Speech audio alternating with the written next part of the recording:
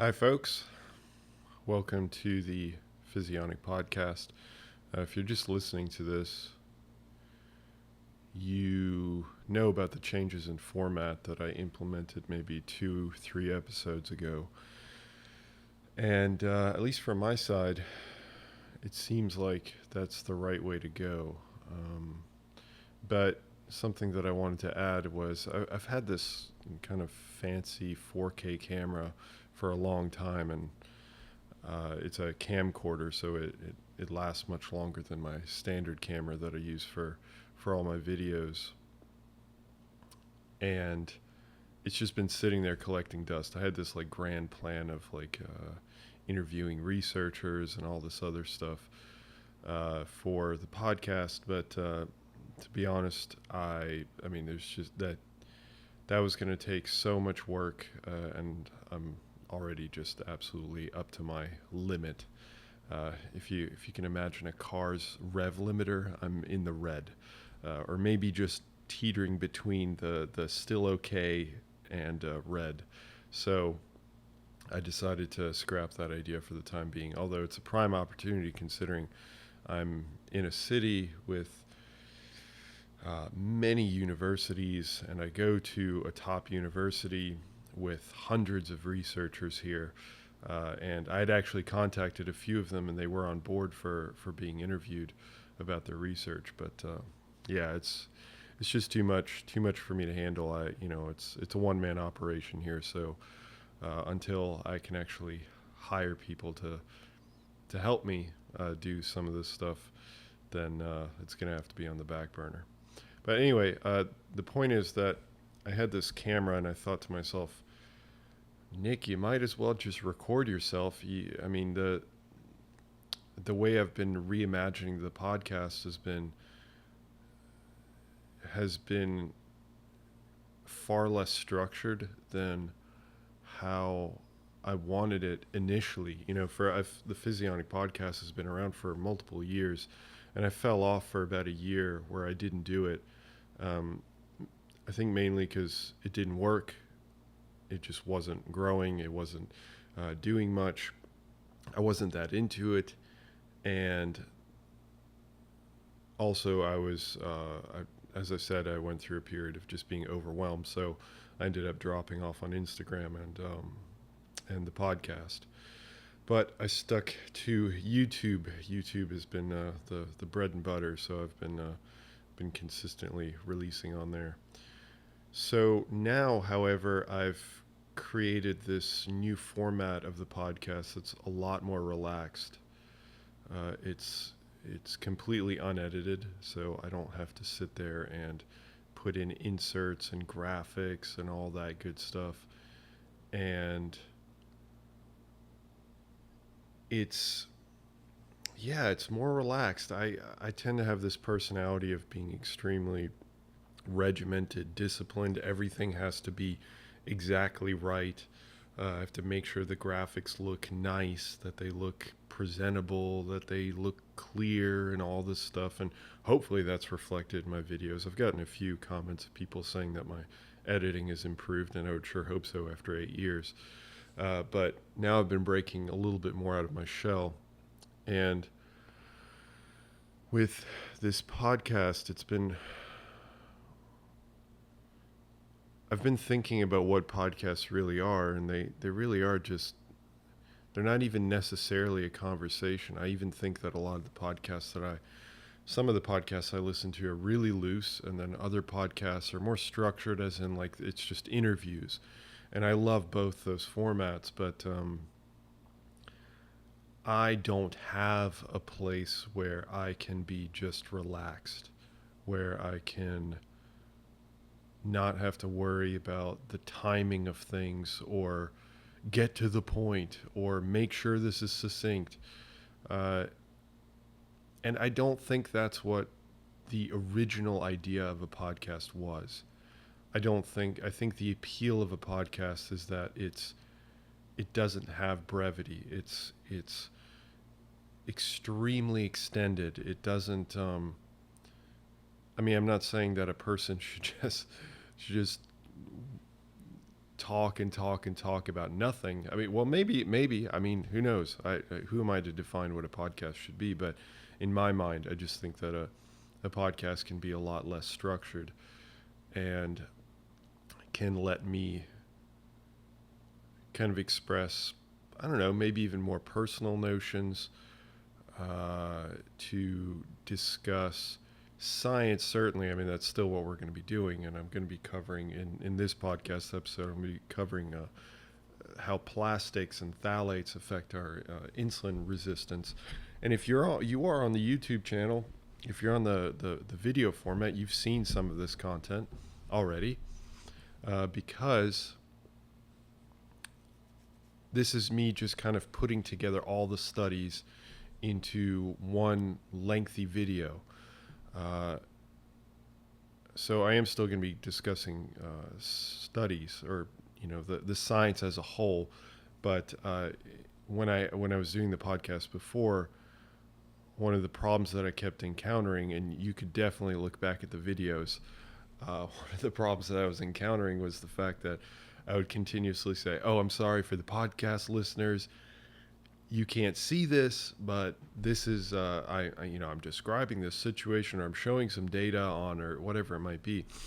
That format just doesn't work, because it completely alienates people that are just listening, and then they feel like, I imagine that they feel like they're being left behind. So with Physionic now, my strategy has been to release these really short, so 3 buckets essentially. One, to have really short form videos, which are the series that seem to be working absolutely incredibly well, and I am so pumped about that. And I can see that in my metrics, that the way I'm doing the videos now has been really working. So I'm, of course, going to continue doing that. And then the other thing is, then I know that there's people, and there's me. I am people that want a more nitty gritty understanding of the details. So I still cover the studies in depth. And when I do that, then I release the detailed study analyses.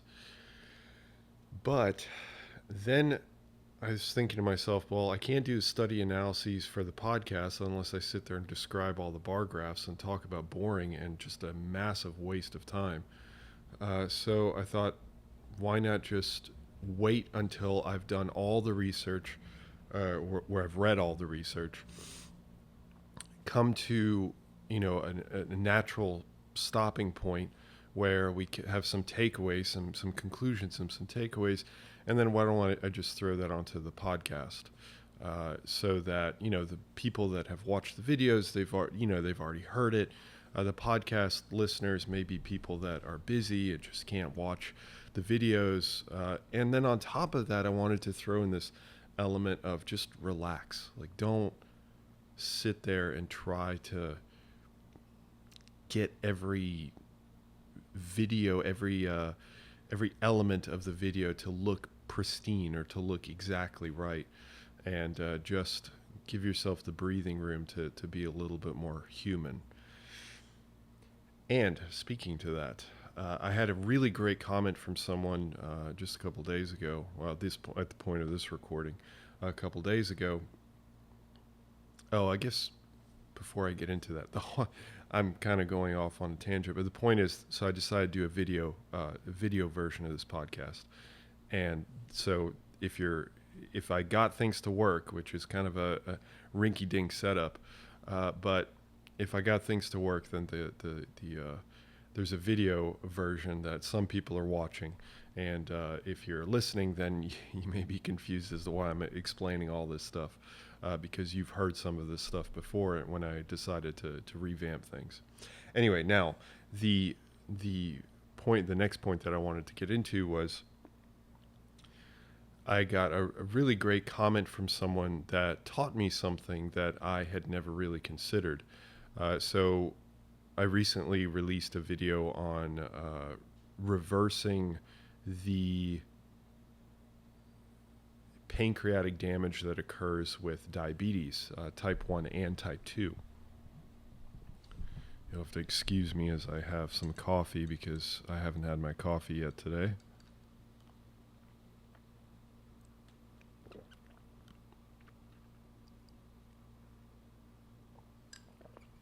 And for anyone wondering why I'm using a straw, a metal straw, from the video podcast, it's because I'm trying to avoid staining my teeth, which are already not the whitest in the world. So I've been trying to mitigate further staining by using a straw. And I also try to use it for other things as well. All right, so this comment was about this video that I released on type 1 and type 2 diabetes affecting pancreatic health, leading to destruction of the beta cells, which are the cells that end up secreting insulin. And this was sent to me by somebody in the Physionic Insiders.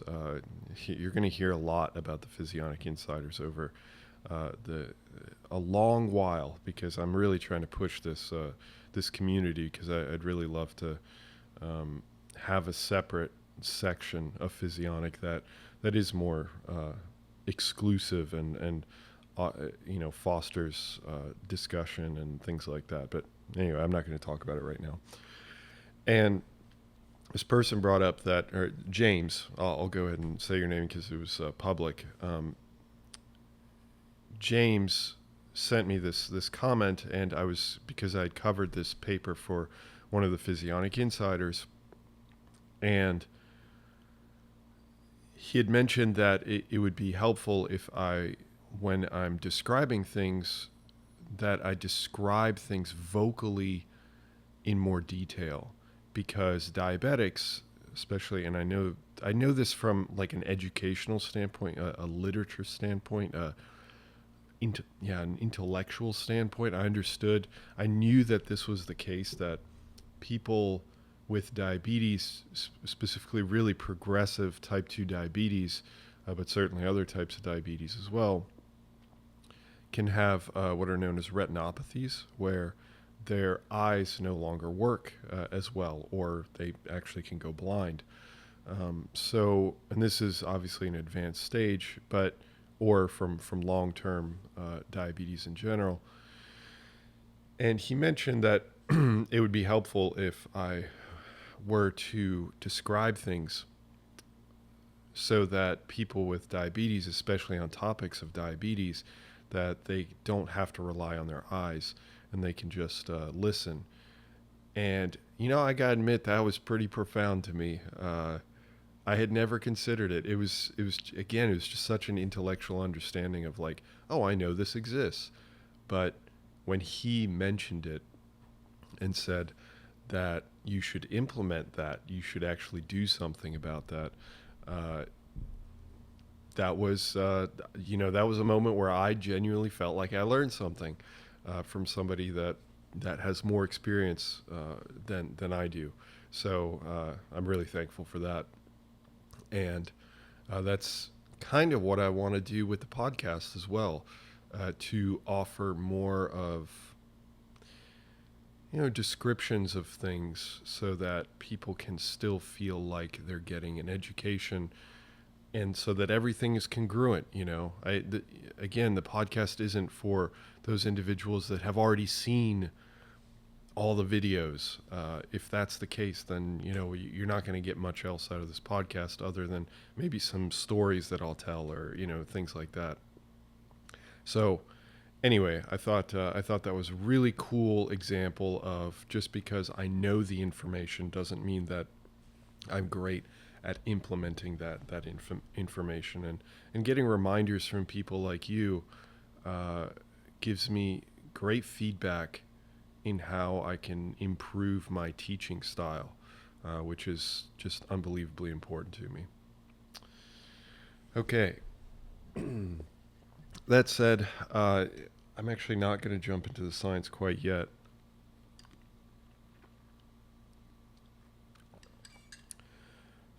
I wanted to discuss two more things. I've got my notes right here if you're on my phone.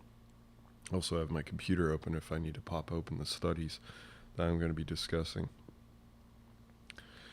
Yeah. So another thing I wanted to talk about, which is more personal, is I went to the doctor last week,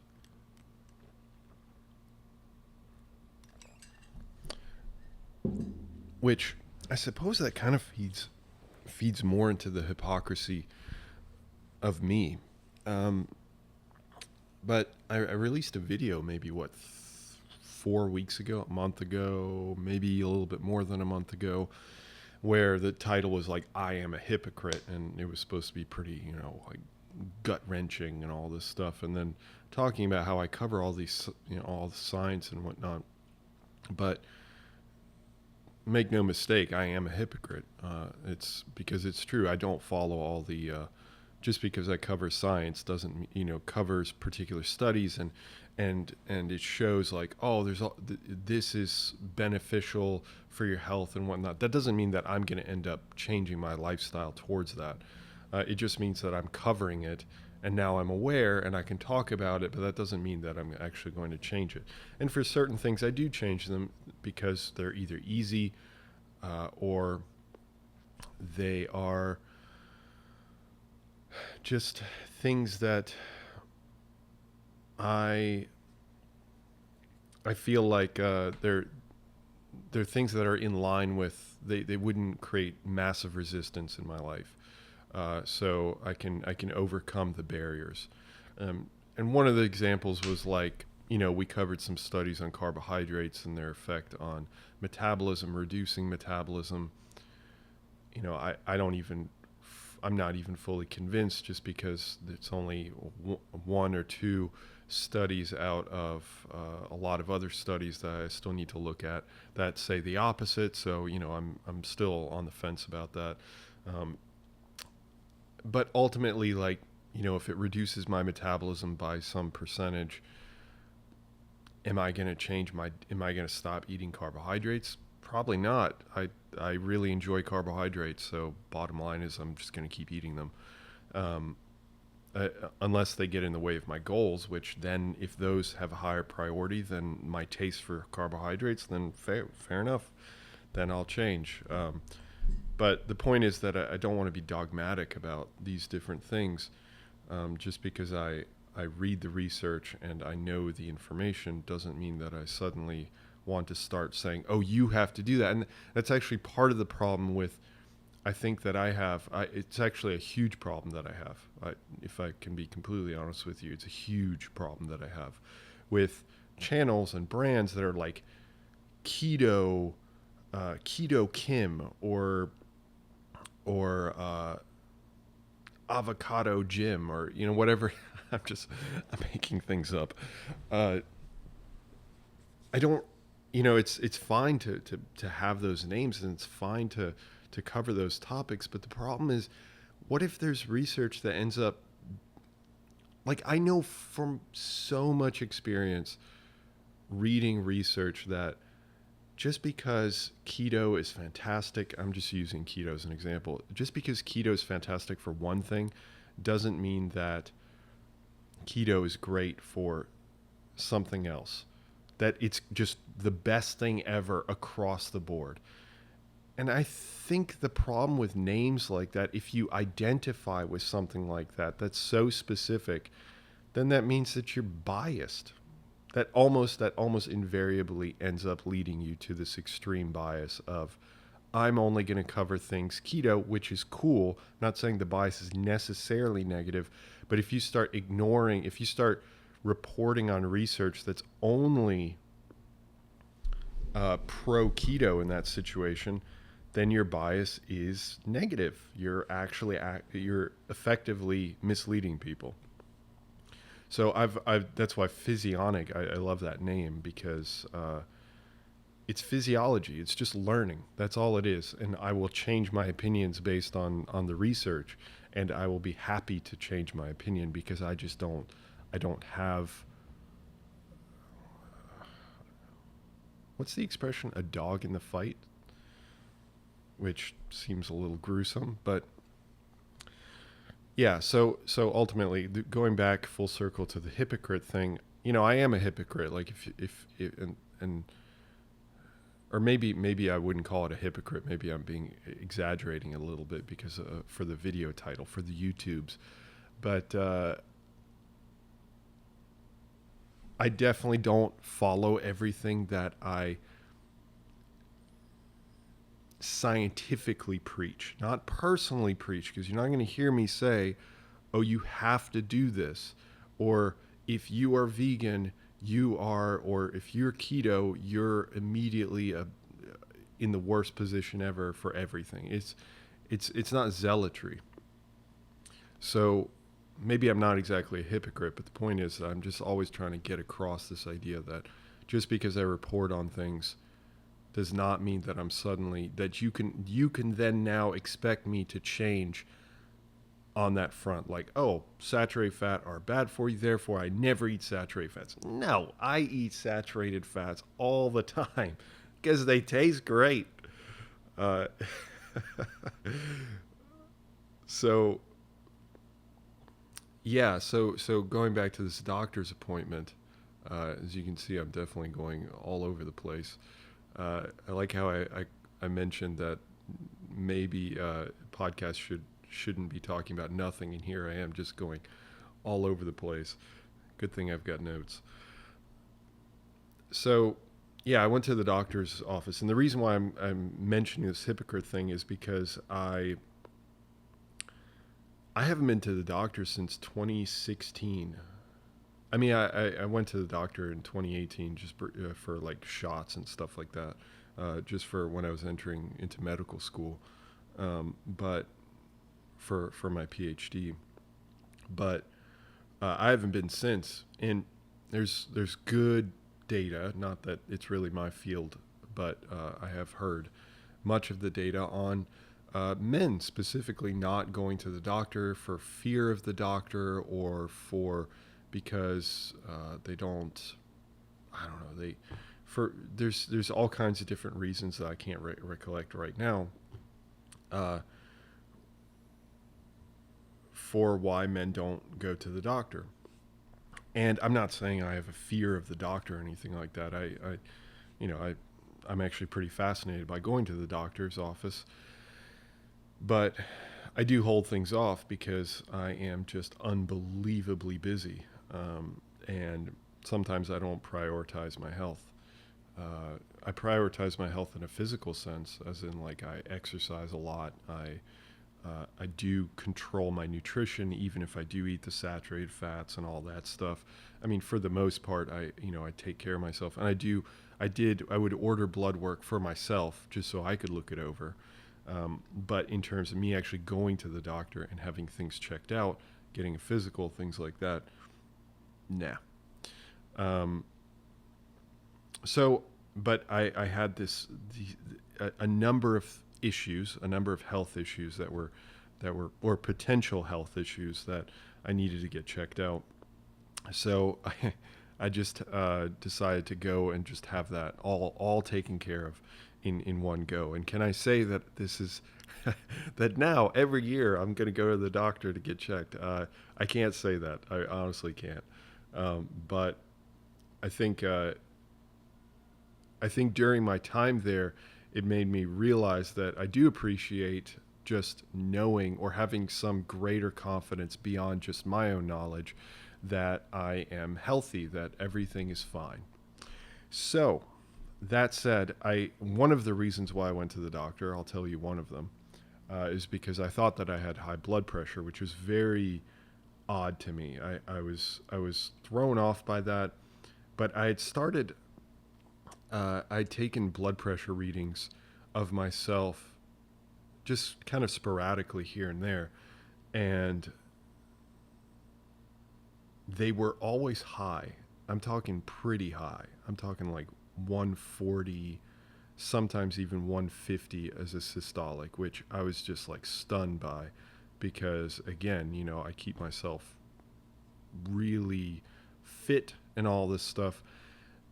And I thought, okay, well, there's something's going on here.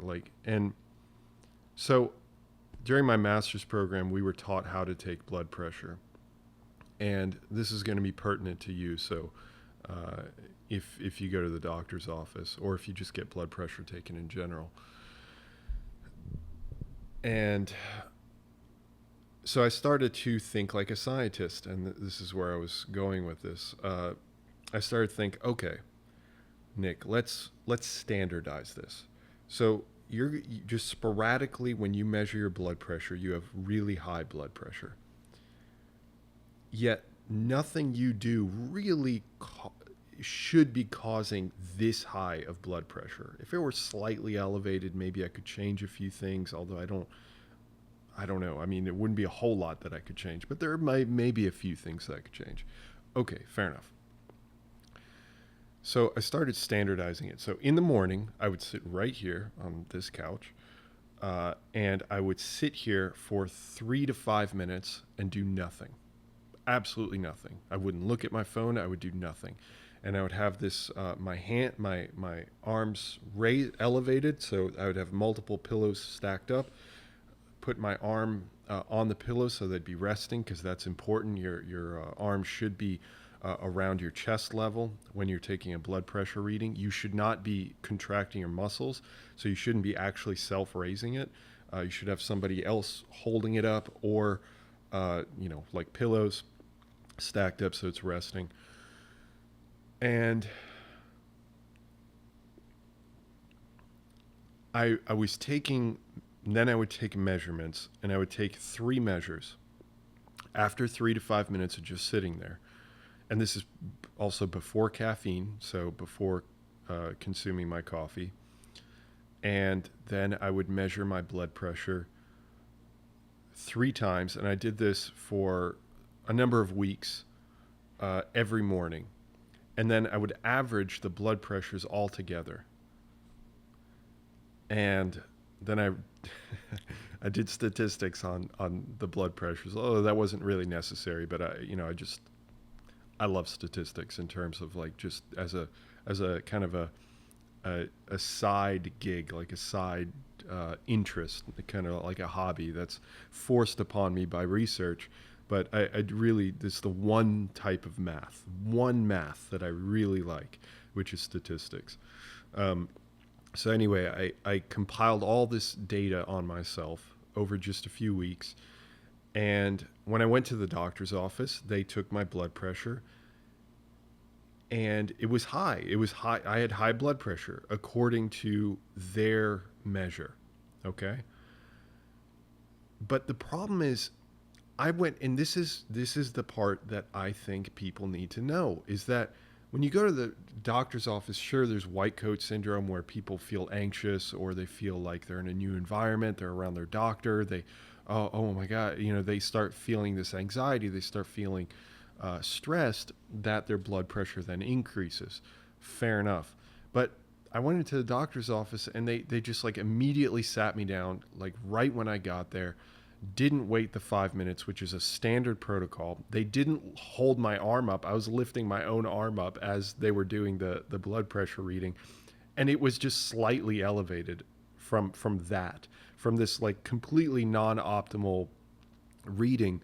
And they did it one more time because they had to. And they said, oh, it was slightly improved the second time, which was literally 15 seconds after the first one, which is just another it's completely against standard protocol.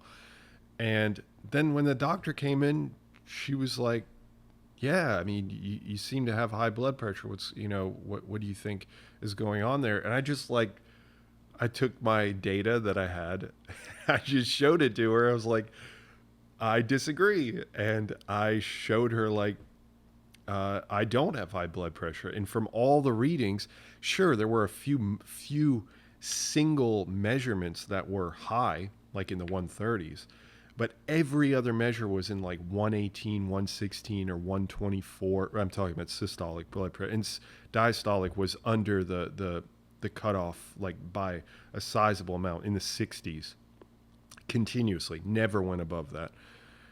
And then she looked at it and she was like, yeah, you truly are a scientist.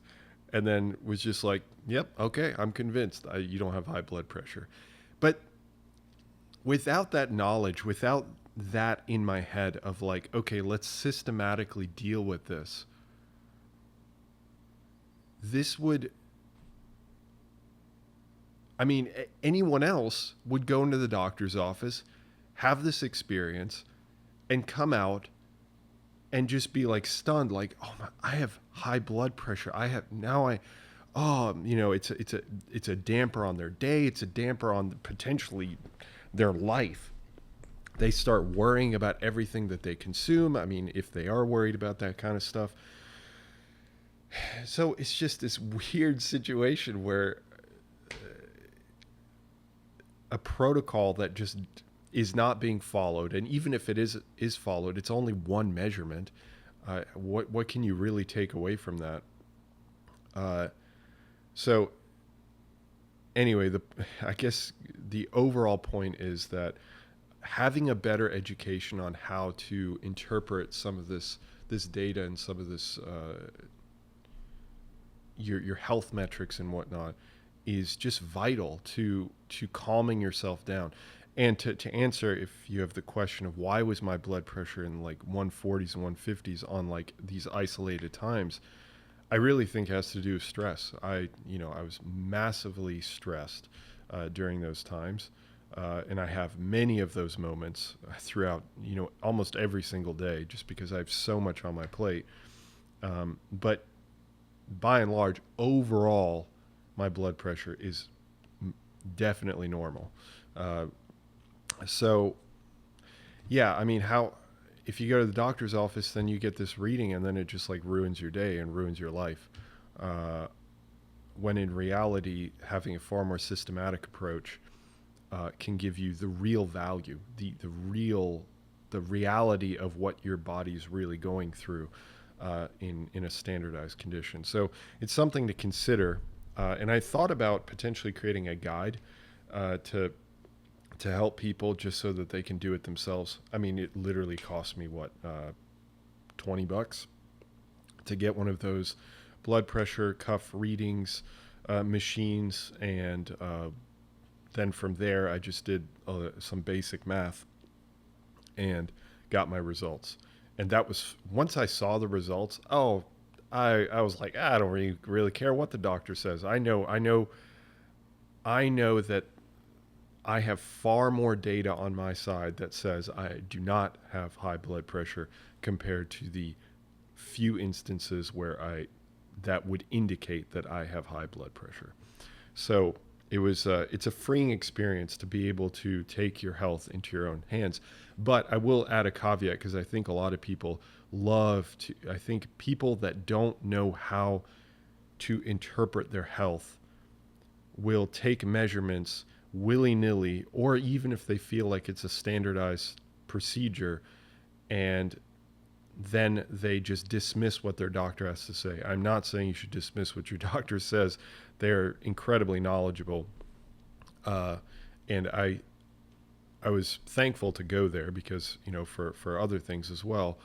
So I don't feel that you should ever dismiss your doctor, because they do know a lot of information, but they're not always right, and sometimes they're fed incorrect information, because the person that was taking my blood pressure was someone different from the doctor herself. So yeah, it's just important. Obviously, going back to the hypocrite thing, of course, it's important that a person that values medicine and is in medicine and whatnot would go to the doctor. But again, I'm just speaking as a human being. It's not like the things that I talk about, unless I say I do this and then it turns out that I don't do that. That's a hypocrite. That's a person who's just straight up lying. But it does seem odd that a person that's in medicine, as getting their PhD in medicine, that is so fascinated by the human body, would also fall in this camp of not going to the doctor that often. But it has nothing to do against doctors or anything like that. It just has to do with sheer, I wouldn't call it laziness. I would just call it like, I just don't have time for that. And I'm doing everything I possibly can or not everything, but a lot of things to maintain my health. And I do keep my own lid. I keep my eye on my health. And that's what got me to this idea of going to the doctor for the high blood pressure, for example. Although ultimately once I took all the measurements, I thought to myself, well, okay, for that reason, I definitely don't need to go. But anyway, I digress. All right, so that was a lot. That was a lot of personal stuff. Yeah, I was going to cover something else, but well, sure, why not? I mean, it's a podcast. I don't need to limit this necessarily. Okay, so in my notes, I've got something about I don't think people understand how science works. This is a lot of big impact points that you may not feel that way, but in my mind, these are incredibly important aspects that should not be ignored. Okay, so I don't think people understand how science works. And I mean that from more of like a statistical standpoint. I released a video back in 2020 when I was, this was obviously during the whole situation. I was scrounging to try to come up with some topics to discuss, and I stumbled across this idea that had been bothering me for a while, and I thought I did a pretty decent job of explaining a scenario that would make this concept understandable to people. But of course, it was an idea that I find unbelievably important, but it's not like people that watched the video, or it wasn't going to attract a lot of attention. It wasn't going to attract like people that should be watching this content. We're not going to watch it because it's not like 5 steps to build 20 pounds of muscle. It wasn't anything like that. It was literally just, I think the title was something like, why science is, why you're right and why science is as well, or something like that, or why you're wrong and why science is as well, something along those lines. And it was trying to bridge this gap between anecdote, or your experience, and science. Science being the statistical weight of measurements for a health outcome. Let's take high blood pressure. So high blood pressure, you take all these different measures for high blood pressure from, let's say, 100 different people, and then you average those, all the numbers that you got, you average those into one number. Okay. But the problem is, like, when I report on this kind of stuff, people immediately try to apply that to their personal situation, and then they reject the outcome of the study because that didn't apply to them. Like, the example that I used in the video was eating bananas will, I think it was like, eating bananas will save your life, or will stop you from having heart attacks or something, or well, is good for heart health. I think it was a general thing like that. And then all the statistics bear out that bananas are helpful for heart health. This is not I don't know. I'm not saying bananas are helpful for heart health. This is just a scenario. And then you find out that your grandmother died of a heart attack and she would eat bananas all the time, or that she was found with a banana in her mouth as she died from a heart attack, something like that. And that's such a single situation that people would, of course, say, look, this isn't true because of my experience. And that's not how science works. Science is giving you an average. It's not saying that your experience is invalid. It is saying your experience is valid. But there are two problems that you need to address before you can say that this doesn't apply. For example, like, you would need to consider all the context. You need to apply all the variables, the confounding variables, all the different factors that could have led to this result of your grandmother dying. It's possible that your grandmother had a genetic anomaly that is not considered in this study. Like if this study is in healthy individuals that are non-overweight, non-hypertensive, whatever, that kind of scenario, that's a different subset of people. That's a different sample of people. They would specifically exclude your grandmother in that situation from this study because she has a genetic anomaly and therefore should not be in this study. It would be a different scenario if the study was on people with that genetic anomaly. Then she would be included, and therefore you'd have more of a case. But maybe she doesn't have a genetic anomaly. Maybe she died and she heard that she was having a heart attack. She heard that bananas help with heart health, so she started eating a banana to try to fight off this heart attack, this minor heart attack that she was having. And then she ended up dying, and the paramedics found her with a banana near her. I'm just coming up with these like convoluted scenarios. Or she would consume bananas, sure, but she would have them in smoothie form with 50 grams of added sugar and add peanut butter and add all this other stuff. So can we really then blame bananas? No, we can't. The point is that the number of things that could be confounding the scenario, breaking the tie of this experience to the actual study results, are just astronomically high. That's where studies try to control for all these scenarios. That's why they exclude particular people because of genetic anomalies, or if they're hypertensive and they're specifically looking at normotensive individuals, people without high blood pressure, things like that. You have to consider all those things, and researchers do consider all those things. And even with all those considerations, they can't consider everything.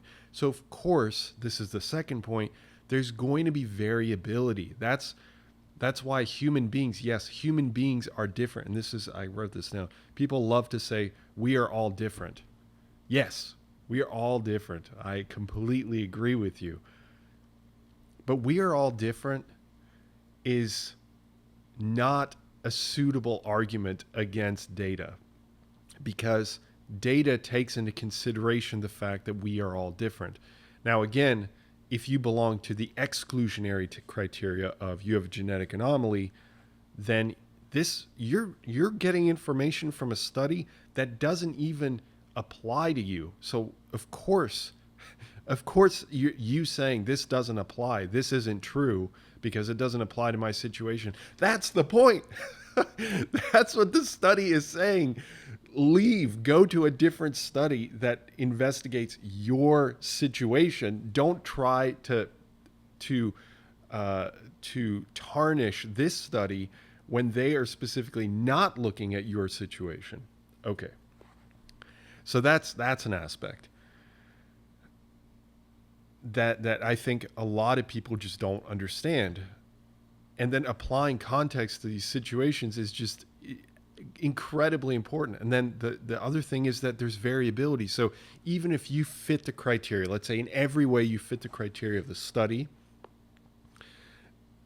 and that's why when I release the study notes and stuff, I put the details of the participants so that you know their age, you know the sex, like the percentage. Let's say it's 40% men, 60% women. It's slightly skewed towards women, for example. I should really start putting ethnicity. That may be important. Looking at, really just anything, like anything that you can think. Are they healthy? Are they overweight? Things like that. So let's say that this situation, everything applies to your grandmother was healthy, everything was 76 years old, something like that, and this study population is in their 70s, healthy, everything. Crossover is perfect. Even in that scenario, looking at the study results, it's not like everybody is going to be the exact same. For yes, everybody's different. You're going to have some people that, let's go back to our banana example, where people will consume a certain number of bananas and their heart health, whatever metric you end up using, which obviously heart health is just such a generic term. You would need to look at like blood pressure, or you need to look at like vasodilation, or, something related to heart, an actual metric to look at. So their heart health would suddenly increase. Okay, so for some people, they eat bananas and they see this huge increase in their heart health, a betterment in their heart health. Okay, well, that's the same situation. That's the same exact situation, but in a positive light. So you don't hear people suddenly say that study isn't true because I got an even better benefit. You rarely hear people say that, because they don't think like that. They only think, is this true generally to me? And if they end up seeing that, oh, that my grandmother died and she ate bananas, then they immediately then assume that the study is wrong. They're looking at only from the negative perspective. But the point is that the variability in the study corresponds to all kinds of people. Again, assuming that they fit the criteria of the study, the general criteria of the study.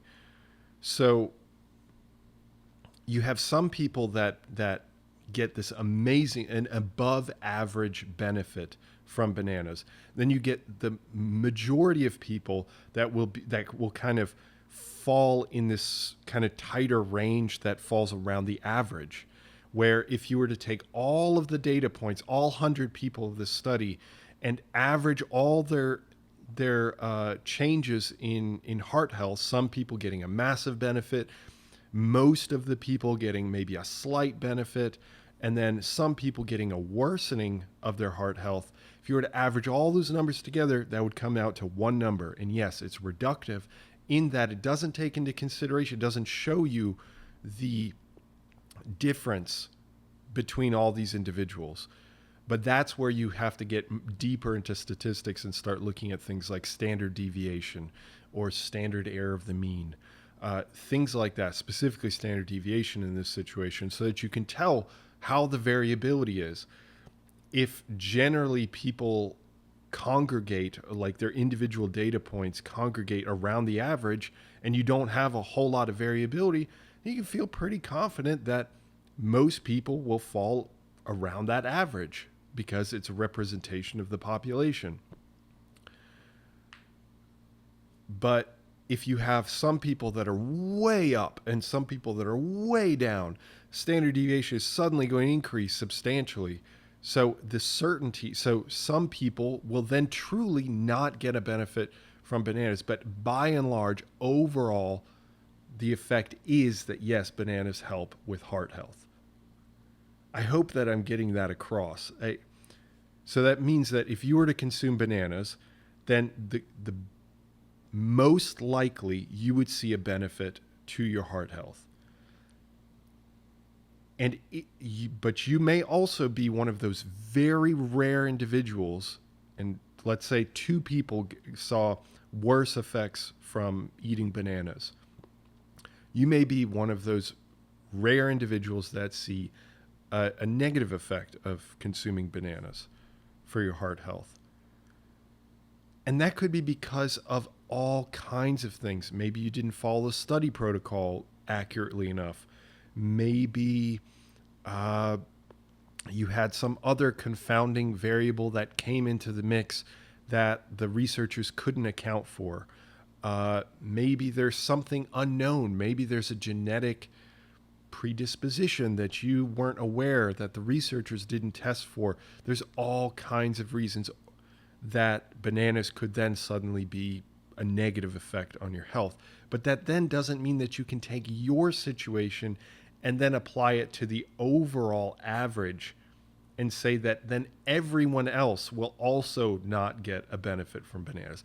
Is that clear? I hope that's clear.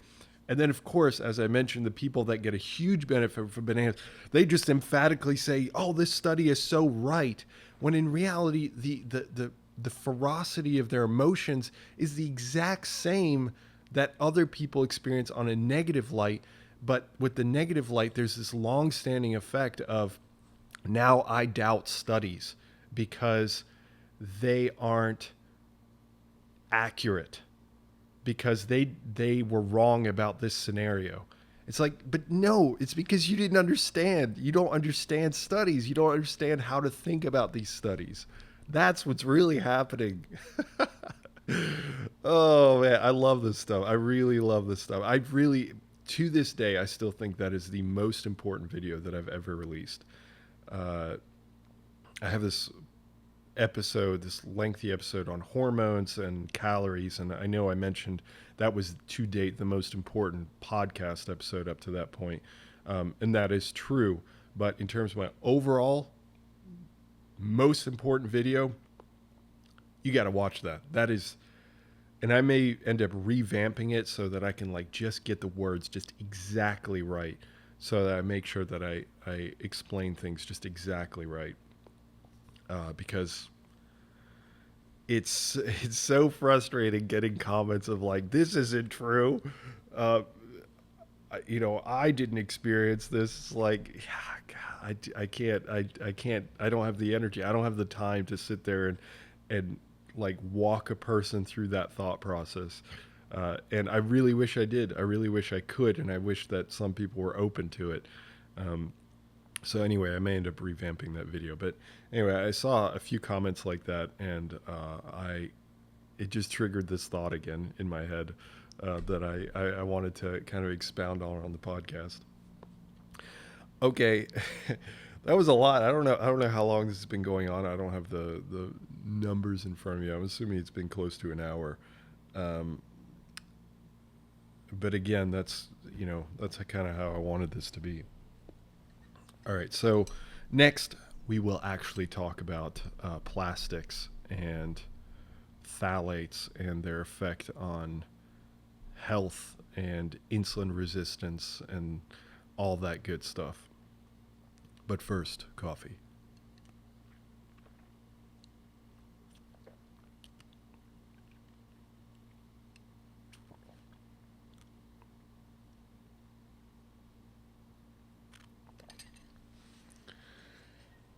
Okay. All right. Here we go. So I covered 3 studies. I actually read 4 studies. One of them was just so crap that I just ended up not even reporting on it because it was just, I would use strong words. It was just bad, really bad. And it just would have, it followed the same train of thought as the other studies. It wasn't like it was a dissenting opinion, but it was just so badly done that I was just like, forget this. I'm not even going to include this. I'll tell you a little bit about it real quick. It was like a combination. They had these animals that they ended up inducing, not only they ended up inducing type 1 diabetes on these animals, and then had a bunch of metrics for type 2 diabetes or something along those lines. It was been a while since I read it. And then they applied these like just strange conditions to these animals. And I was like, what a waste of resources. This is just like all over the place. It's like you guys didn't think this through whatsoever. So I was just, I ended up just throwing it out. Which is not something I typically do. Once I read a study, usually I end up doing some sort of commentary on it, just for, I don't know, honesty's sake or something along those lines. But anyway, so I ended up covering 3 studies, and one of them was a correlational study. So I think I put it as study number 50. And this study was really simple. They just looked at a database from the NHANES, which is the survey data along with biomedical data that they collect on thousands of people in the United States. And they ended up measuring the amount of phthalates that were, so phthalates, I suppose I should explain that. Phthalates are, I'm not, this is not my area of expertise, so it's not like I can tell you phthalates are used for all these different reasons. I mean, I'm going to tell you that, but there may be some parts that may be off. So my understanding is that phthalates are a chemical compound. Don't let the word chemical scare you. Fats are chemicals, just as an example. A chemical compound that, which may be redundant, but let's move past that. A chemical that is used in plastics to I think either to harden them or to make them more amenable, like where they can actually change their shape a little bit more easily, but are still hardened enough to actually retain their shape, something along those lines. But phthalates are actually found in all kinds of things. So they're used in shampoos.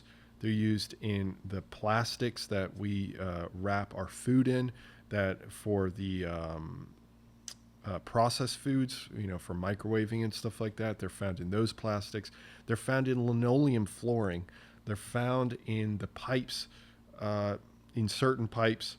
They're used in, they're just so ubiquitous. They're used all over the place.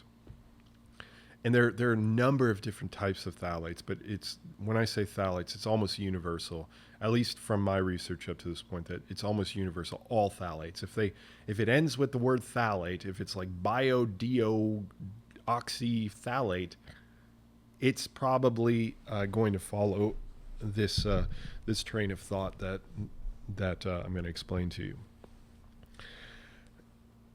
So this study ended up looking at urinary samples from thousands of individuals, and they found that there was a correlation between the amount of phthalates in the urine and a direct correlation with increasing insulin resistance. Okay, so that's obviously suspicious. It's like, all right, what's going on here? But that, as you've likely heard many, many times before, is that correlation is not causation. I feel like people just say that as if it's like almost instinct. Maybe you haven't been around enough like science podcasts or science videos. It's like I feel like people say that almost as if they're like, I understand statistics or I understand science, so I'll just quick throw this out here. Correlation isn't causation. And they're right to do that. They're absolutely right to do that. And I do it too, so I'll call myself out. So it was just a correlation, but the idea behind that was, one, it was a study done by Shauna Swan, I think, Dr. Shauna Swan, I think that's her name. And she was on the Joe Rogan podcast, and that's actually where I get this idea to cover this, because I hadn't heard anything about this, and she covers way more on phthalates than I did. I just focused on insulin resistance. Don't get me wrong, I'm going to be covering a lot more. I'm going to be covering the hormonal aspects and whatever else I can cover on the topic. But this will be enough. I think this will be enough to potentially, well, hopefully to change your way of going about your daily life. And this is a situation where I am not a quote unquote hypocrite. I actually did change several things, and I'll discuss what I've changed in my life to avoid phthalates. But first, should we avoid phthalates? Let's be real. I'm not doing this whole thing just to say, nope, they're all good. Okay, so correlation, urinary concentration in thousands of people, higher phthalate levels, higher insulin resistance. Just a correlation. Could be something else. Could be something else that also increases, that could be causing the insulin resistance. All right, fair enough. But then, obviously, we can't do studies where we're just like, hey, this is potentially really harmful. would like 50 of you guys, like people, be okay with like injecting this into your cells for like 8 weeks, just like see what happens? Even I think that even if people said yes, we've got these what are called internal review boards at universities, except for the damn pharmaceutical industry. At universities, they're going to say that internal review board is going to be like, no, this is unethical, and therefore you can't do it. So we don't do that. So we can't do that. So we have to rely on animal studies. And this is where I could go on a complete rant about just how absolutely idiotic I think people are when it comes to like situations where like, well, it's animal studies, so this is pointless. Like you have no shred of an idea of what you're talking about, because there's so much science that we have to rely on animal studies, which actually I'll speak to that real quick, because I did receive a really great comment from someone. I apologize, I can't remember your name. It could have been Darren, maybe, or Mark, I don't know. But they mentioned that, well, why, if that's the case, right, couldn't we then remove phthalates from one group of individuals and then keep one group of individuals on their usual nutrition, or just like their usual day-to-day habits? And I think that's a pretty good idea. I like that idea, because then you would see this drop in insulin resistance, and you would have a stronger case that this also applies to humans. I think one of the problems with that is that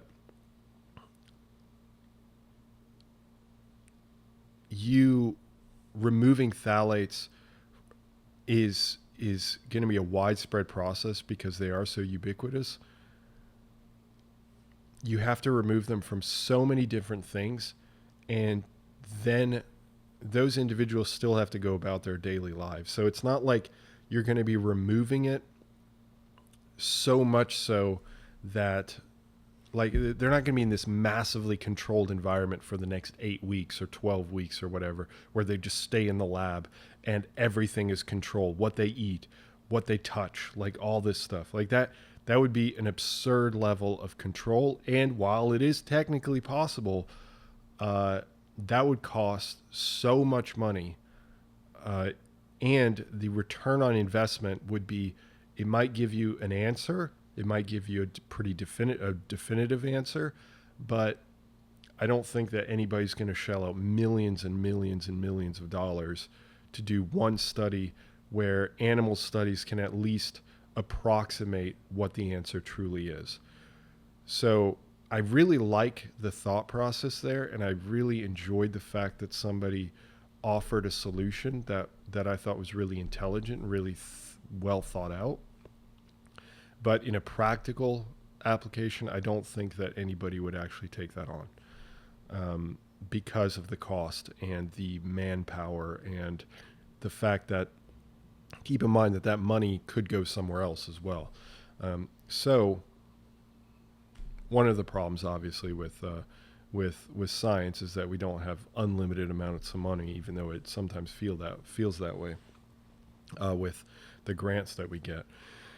So anyway, they ended up doing animal studies to see, well, can we cause insulin resistance by just like keeping everything else the same and just applying phthalates. So I found 2 studies and ended up analyzing both of those. And one of them was in mice, one of them was in rats. And they used really high concentrations of phthalates. It went from 1 milligram per kilogram of body weight to 10 milligrams to 100 milligrams. Look, I don't know how much of phthalates we get exposed to, but even I know 1 milligram doesn't seem like much, but 1 milligram per kilogram seems like a lot. So do I actually think that we get exposed to, let's say, 100 milligrams or even 10 milligrams per kilogram of body weight? No, I don't. I really don't. So the results were resoundingly negative, obviously, for phthalates. So phthalates increase reactive oxygen species. They increase blood sugar levels. They reduce glycogen content.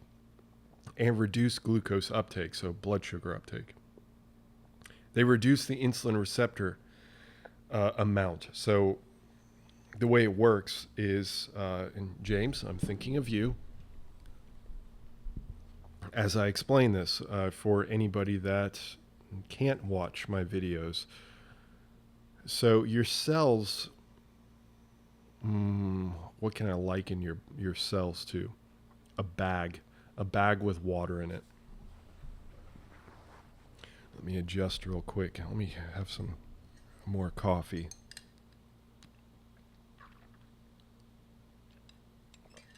Okay. Your cells are like bags of water. And think of it like a clear bag of water. So obviously that there's this this container that it's a bag. It's like a balloon. But think of it as not fully filled up with water. It's just partially. So it's still has some flexibility in the membrane of the balloon, right? So and in that membrane, so there's a separation. So the cell membrane is the actual balloon itself, and inside is the water, so the cytoplasm. And in that membrane, you have a bunch of proteins. One of those proteins is called the insulin receptor. So when your pancreas releases insulin, that insulin then floats through your bloodstream, and it will then eventually be dumped at this cell that we're interested in. So this cell, the insulin molecule, so a protein, a molecule, same thing, will bind to the insulin receptor that is found on this balloon, on this cell. And it won't actually enter the cell. What it will do is it will, when it binds, it's like, think of your hand before you're about to catch a baseball. When you've got the mitt on, you've got your hand open because you're waiting to receive the ball. The ball is in the air, it's traveling towards your hand, but it's open. So the physical motion of your hand is open. And when the ball hits your hand, you can't just leave it open, right? Otherwise the ball's just going to fall out. So the ball hits your hand, the mitt, and you have to close it. You have to close your hand. So that's what's called a conformational change. The same thing happens with the insulin receptor. The insulin is away and it comes closer, and then it interacts with the insulin receptor, which is open. And once it interacts, it closes, or it closes. It changes its conformation. It changes its shape. So when it changes its shape, it doesn't just change the shape outside of the cell, so outside of the balloon, so it's integrated into the cell membrane. So part of the insulin receptor is on the inside of the cell membrane, and part of it is on the outside. So the insulin binds to the outside section of that insulin receptor. And then the inside will also change as the insulin receptor closes on that insulin molecule. So that inside change is a trigger for all these molecules, all these other proteins to then recognize, oh, this has changed. So in a biochemical sense, they recognize it, and then now they can also fit onto a particular section of that insulin receptor, and then another molecule will recognize the change to that, and then so on and so forth. That's why it's called a cascade, not the musical artist. And then from there, you have all these changes. You have changes to IRS, which is the first protein. You have changes to AKT. You have changes to AS160. You have changes to GLUT4. You have changes to all these different proteins. And ultimately, GLUT4, which is the final protein, will then move from the liquid section of the cell, the cytoplasm, will move and integrate into the cell wall, or the actual balloon itself, and will then purposefully allow blood sugar from the outside of the balloon, outside of the cell, into the cell, into the liquid. And then it goes through glycolysis and is then used for energy. which we won't go into right now. So what happens with phthalates is somehow the idea is through reactive oxygen species, but likely there are other mechanisms as well that have not been detailed. So phthalates increase reactive oxygen species, which then reactive oxygen species, of course, do damage to the cell. They tear away critical components of different molecules, different proteins, and will then also have effects on signaling proteins, so molecules that can be activated by reactive oxygen species. And some of these are stress proteins. Some examples would be like JNK or what's known as the MAP kinase pathway. There's a lot of different pathways. Honestly, if you look at cell pathways, it's overwhelming. It's an insane amount of interconnectivity between different pathways. So the point is that reactive oxygen species then activate these proteins that are within the cell, that are already within the cell. And then they will then either deactivate or activate other proteins. In this situation, what they would do is they would deactivate the insulin receptor, so that even if insulin were to bind to the insulin receptor, think of the glove, the ball hits the glove and you want to close it, but for some reason I don't know, let's say you're so cold that you can't close your hand. That's what happens. So there's a tag or some sort of action that occurs on the inside of the insulin receptor that stops the insulin receptor from actually changing its shape, its conformation. And that's what seems to happen with phthalates. So we also see reduced levels of the insulin receptor itself. So as in less of the insulin receptor is being expressed. And as I mentioned, all these different proteins are affected. Now, the other study did the exact same thing, but instead of looking at rats, looked at mice. And here they looked at adipocytes and hepatocytes. So they were looking at fat cells and liver cells. And they found very similar results. However, what they did find that was unique was that adipocytes seemed to be more affected by the lower concentrations of phthalates. It wasn't until you got to the higher concentrations of phthalates that you saw these effects in the liver cells as well. So what this tells me is, if this translates to humans, then that would mean that, maybe certain tissues are more affected by lower levels of phthalate exposure and other tissues are maybe not as affected by low levels of phthalate exposure, but at least we can only say that at this particular time point. So maybe if you expose yourself for 10 years or 20 years, that's a totally different story. It may actually start affecting all these other tissues like your liver, your brain, whatever it might be, whatever tissues fall under that more robust protection against phthalates, as in they don't have these negative effects at low concentrations. So that's possible. Or maybe low phthalate levels don't affect these tissues. That's also a possibility. This is where there are a number of different possibilities. But the point is that for sure the adipocytes, the fat cells, for sure do experience a negative effect in this model. And then the rat study also looked at vitamins, so the consumption of vitamins to mitigate a lot of these effects. And they found that they were able to recover some of the negative effects. So some of the negative effects were reversed by the consumption of vitamins. Now, one of the problems that I pointed out was that the vitamin consumption was really high. So they use vitamin C and they use vitamin E. Vitamin C, I think it equated to like 8 grams or something like that. And this is in the rats, so this isn't 8 grams total. This is 8 grams in just the rats. Or something like that. So it was super high. Now, vitamin C, of course, can be pretty well tolerated if you consume it at pretty high amounts. But the other one, vitamin E, is not tolerated well at high amounts.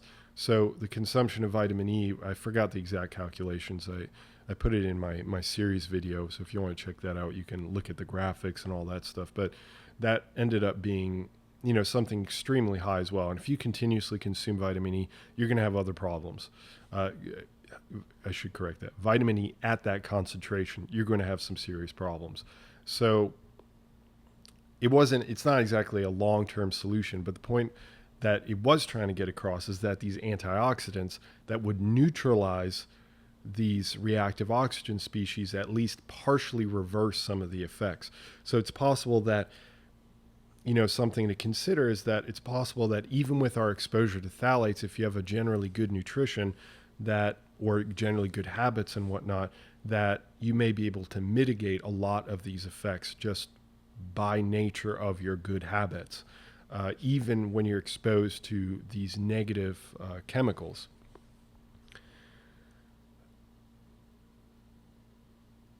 And again, I will say, of course, that the amount that we're exposed to, even though it is ubiquitous, is it's tough to say how much of an effect that really is having. And I'll say this, and I think I said this in the video as well, and I'll say this in my study analysis as well, that just because we're exposed to phthalates, it's not like phthalates are the reason for insulin resistance. Like they're the only reason. Here we are. We have our answer. Now let's move on. If you just remove phthalates, you'll fix your diabetes, or you'll fix your pre-diabetes or insulin resistance as a whole. That's not what I'm saying. I'm saying that this is a contributing factor. It may be just a 1% contributing factor, like that. It may be that small. But no matter what, like, who wants to sit there and say, oh, well, I mean, I guess I'll still consume this even though it's actively detrimental to my health. And of course, I'm extrapolating from animal studies for the reasons that I mentioned earlier. So, you have to choose if you believe that. I tend to, it's two things for me. One is I don't think we're going to get human studies on this. So I do think, so my interpretation is that yes, most likely this does affect our health. Two, I don't think that it's a major contributor to insulin resistance, even though it is a contributor to insulin resistance. And three, the habits to change to avoid phthalates are super easy, like super easy. I've changed almost nothing, and it's been just like the simplest process to do so, which I'll get into in just a second.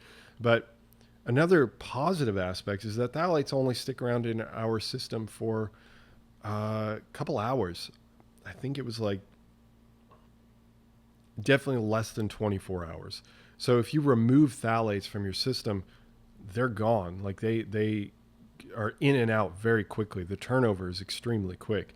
So, simple changes can make a dramatic difference on phthalates. I don't know if you're going to actually feel it, but it will make a difference on your phthalate levels. So if you were to measure your phthalate levels now, and then assuming you have a pretty unhealthy lifestyle of like consuming a lot of plastics and stuff, and then you end up eliminating all those plastics or a lot of those plastics, and then measure your urinary system or your bloodstream, let's say 3 days later, the idea is you would see a pretty dramatic drop.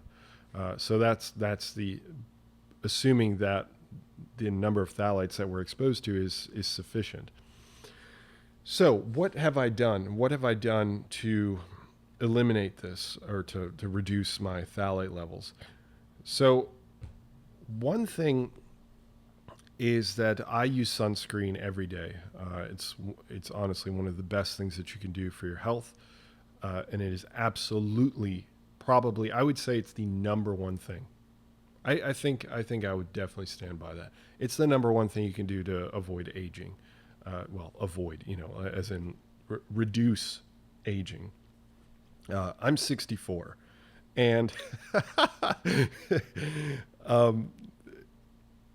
yeah, so I've been using sunscreen for a number of years now, and I mean, I I can't sit here and say, well, look at me in an alternate universe where I didn't use sunscreen and look how different I look. Obviously, I can't do that, but it's been a religious practice for me to be using sunscreen. I use it on my arms, I use it on my face, I use it on my neck, I use it everywhere where it's exposed. I use sunscreen. I use high SPF sunscreen. I make sure, and I was using an SPF just 15, like a really low SPF, which was enough, but I wanted to use a stronger one. And then once I read this data on phthalates, I looked at my sunscreen, and sure enough, that stuff had like 3 different types of phthalates in it. So I was like, oh, I'm done. Like I'm no longer using that. It was a shame because it was cheap, and maybe I'm getting what I deserve. But I was using this cheap sunscreen, and by Aveeno, if you're interested, I don't think all of them have phthalates or anything, but that's the one I was using, and now I'm using. Oh man. You know what? Hold on. I'll be right back.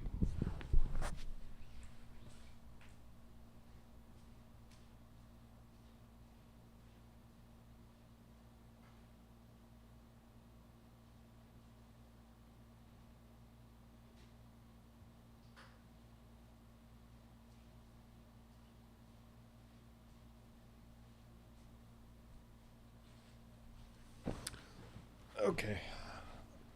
I had to quick grab them. I didn't plan on grabbing them and all that stuff. So the one that I was using was Aveeno, broad spectrum SPF 15, which did have parabens and phthalates. Yeah, sodium 2,6 diethyl exyl 2,6 sodium phthalate is in this one. So I stopped using this, and I switched to Aveeno. Now, but I'm not kidding. Actually, I did go to Aveeno. Obviously, you can see the size difference if you're watching. It's the one I was using was 12 fluid ounces, 354 milliliters. The one I'm using now is 2 fluid ounces at 60 milliliters. Quite the downgrade in terms of the amount. But the one I was using before was SPF 15, and this one is SPF 60. Not that you absolutely have to go that high, but and this one does not have. You have to look at the inactive ingredients as well, and it does not have phthalates, from what I've been able to tell. So this one, Aveeno SPF 60, protect and hydrate. That's really all that it says on there. So, I obviously, I almost don't even need to say that, but I'm not sponsored by Aveeno, clearly. And if I find a better one, then I'll use that one. I use a different one to put on my arms and stuff because I would just absolutely blast through that tiny 2-ounce bottle. So that's something that I've changed. I've changed to a non-phthalate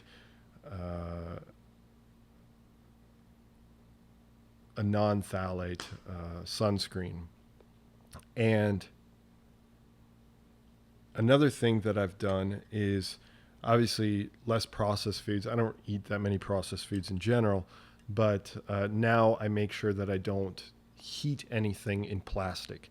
So if it's got any sort of plastic wrapping on it, I make sure that I take it out of the plastic wrapping because it will increase the leaching of the phthalates that may be in the plastic into the food. So that's something to consider. What else? One more thing. Metal water bottle right here. So I was using a plastic water bottle for, honestly, not that long. But I was using a plastic water bottle, and now I use a metal one.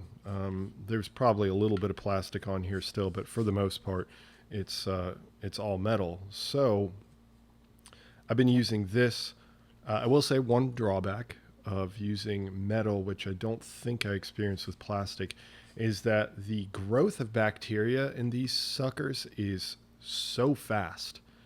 I don't know if people actually pay attention, and it probably doesn't actually affect your health, but I've been really blown away. I know this from the lab that bacteria can grow very quickly, but something, maybe it's not even bacteria, but something grows in this in probably like 24 to 36 hours if I don't dry it.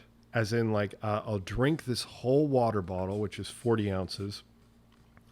And the moment I'm done, I had better just turn it upside down and put it in the kitchen, turn it upside down, and have it be draining like, evaporate the rest of the water. Because if I don't do that, and if I have a little bit of water in here, and especially on a warm day, when I look inside, there's definitely things starting to grow, and it's super quick, and it's really annoying. So I end up washing this or cleaning it by hand multiple times. Almost every day or every 2 days, I clean this thing. But in terms of water, it's great, obviously, and these are cheap. It's not like it's not like this is a special brand or anything like that.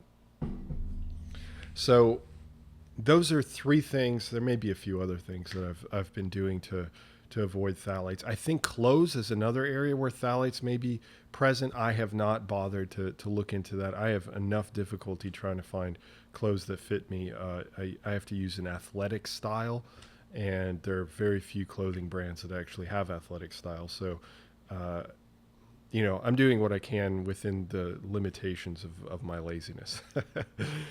Okay, folks, look, if you want to support me, if you want to support my work, and you want more content, like not just support me, but you actually want more content from me that is more applicable, like things, and maybe we can have more one-on-one conversations and stuff like that, or like in a small group, then please hop on over to the Physionic Insiders. Like I said at the beginning, this is not going to change. I'm not going to suddenly have this disappear. I'm really trying to make an active effort to to be completely honest, make a little bit more money, because I make just about nothing. And that's cool. Like, I love what I do. I love the fact that I get to present research. It's fantastic. But on the other hand, I'm also trying to grow Physionic, and I'm trying to, like, eventually hire an editor or hire more people to do this kind of stuff. I have a big dream. I have a big goal when it comes to Physionic, and I just think that I'm filling a void that nobody else is filling that void, and I want to grow Physionic into something that's really incredibly helpful to the public.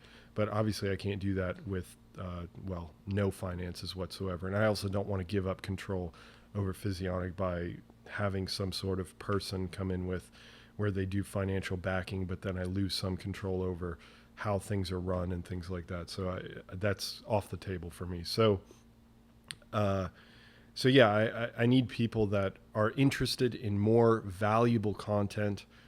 I create guides, I create exclusive content, I create all kinds of stuff, early podcast episodes, ad-free podcast episodes. I do a bunch of other stuff in the Physionic Insiders, plus it's a community. So I have Discord channels where people can talk with one another, where we can all talk together, where we can discuss science and things like that. So if you're interested in that, and certainly don't feel pressured, then just hop on over to the Physionic Insiders. It's right now it's on Patreon.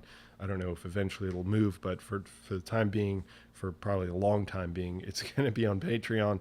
So if you're interested, check that out. And I hope that this kind of podcast format works for you. It's not quick. It's not at all quick. But I think that it's freeing to me because I can let my mind ramble. I may honestly forget some of the things that I was started saying at one point because my mind just takes me all these different places. But I need something like that. And I hope that it ends up being enjoyable for you as well. And if it is, then let me know as well. That'd be great. And if not, if you hate it, if I see a bunch of comments saying, Nick, I don't really like this that much, then cool, I will stop. Or maybe I'll just do it for myself, and I'll think of something else. I don't know. I'm just flying by the seat of my pants. That's another expression that I don't understand at all. I should probably look these up. All right, it's been a pleasure. Thanks for spending some time with me, and until next time, bye.